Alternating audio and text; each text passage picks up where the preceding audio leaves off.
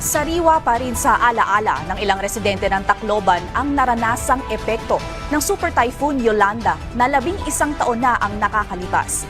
Ang detalye sa ulat ni Sol Aralcon ng Philippine Information Agency Eastern Visayas. Sariwa pa rin sa alaala ni Aling Aurora Adolfo ng Barangay 60-A sa Tacloban City ang panalalasa ng Super Typhoon Yolanda sa Tacloban.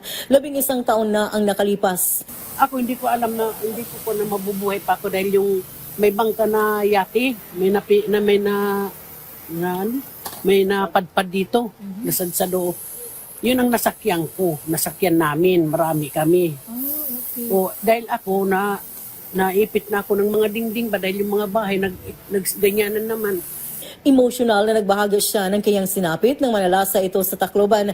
Para sa kanya, ang Yolanda ay maaring nagdulot ng pagdurusa sa maraming taga-Tacloban, ngunit ito rin ay pumukaw sa kaisipan ng maraming mamamayan tungkol sa pangailangang maging laging handa sa panahon ng sakuna. Dapat pag magkuhan ng MDRR na magkuhan, malilikas na lang para wala nang para wala na ba matatabo. Oo. Yun na nung gagawin para pag oras ng may kalamidad, lilipat na lang. Sa Barangay Baybay, San Jose, kung saan daang-daang katao ang namatay, hindi na kailangang kumbinsihin ngayon ang mga tao na lumikas sa panahon ng kalamidad. Sa ngayon po, hindi na po siya naghihintay ng abiso namin.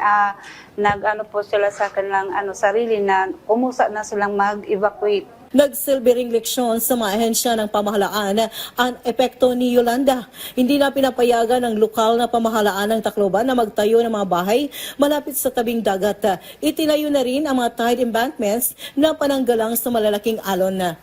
Pinalakas rin ang kakayahan ng mga LGUs upang madaling tugunan ang mga kalamidad na posibleng mangyari sa hinaharap. We are directing our local chief executives to immediately conduct forced evacuation kung ayaw, to force them, compel them to leave their respective residences. So among others, it's about yung mga high-risk areas for flooding and for landslide.